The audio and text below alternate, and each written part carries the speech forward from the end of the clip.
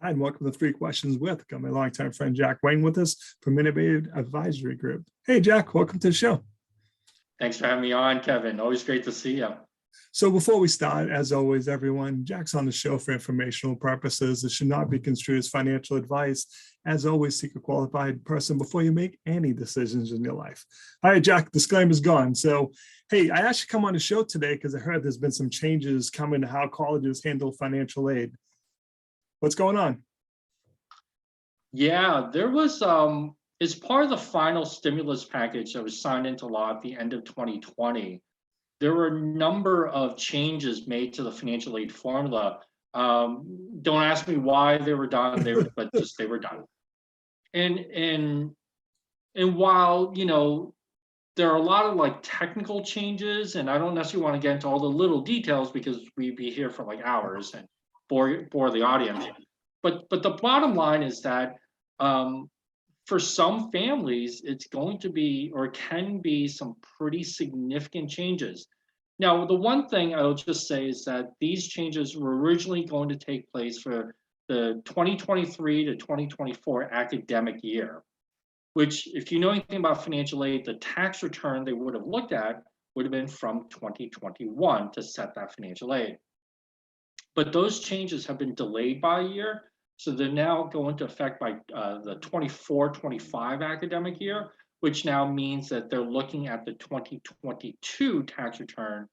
So I've been telling everybody is that even though these changes don't take place for a couple of years, they really start today. Well, so what are some of the major provisions then? What do people have to think about then? Yeah, so one major provision is relates to families who have multiple children who are going to overlap. So right now, under the old rules, the way it works is the colleges use the financial aid form to figure out something called an expected family contribution, or EFC for short. And that name is changing too, but doesn't really matter. But the point was that if you had two in college or multiple kids in college simultaneously, then they would take that family EFC and divide it by the number of kids in college. So if you had a 50,000 EFC and you're saying, oh, we won't get aid, but you had two kids in college, they would take 50,000 divided by 2.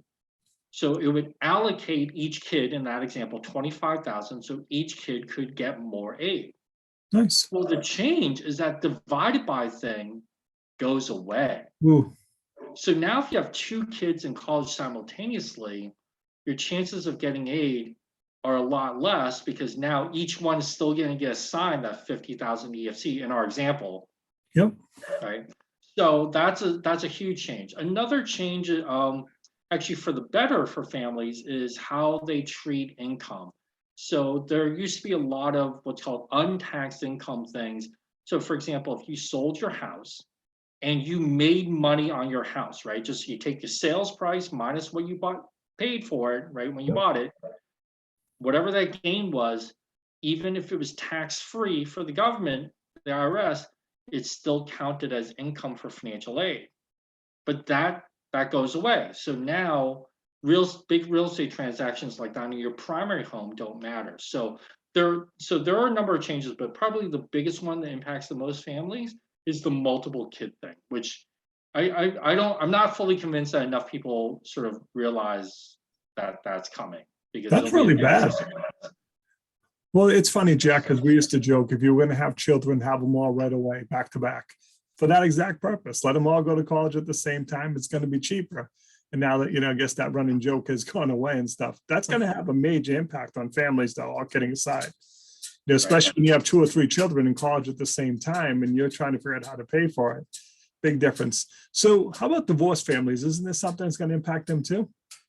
Yeah, there's a huge number of changes that are going to impact divorced families.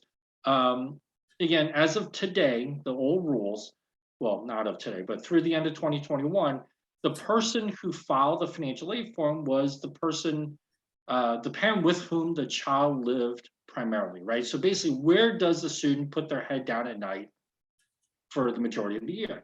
Not who pays who child support, not what the divorce agreement says who has legal custody, not who claims who on whoever's tax return. Under the new rules, the person who files now will be the parent who provides the majority of financial support. So now who pays who child support? Who pays what proportion of college and other expenses? And so while there still has to be some guidelines issued around this, it would be very easy to make a case where the parent with the higher income would potentially provide the majority of financial support, and therefore the parent with the higher income would file the FAFSA, which of course would cause financial aid to go down, right? Because they would look richer.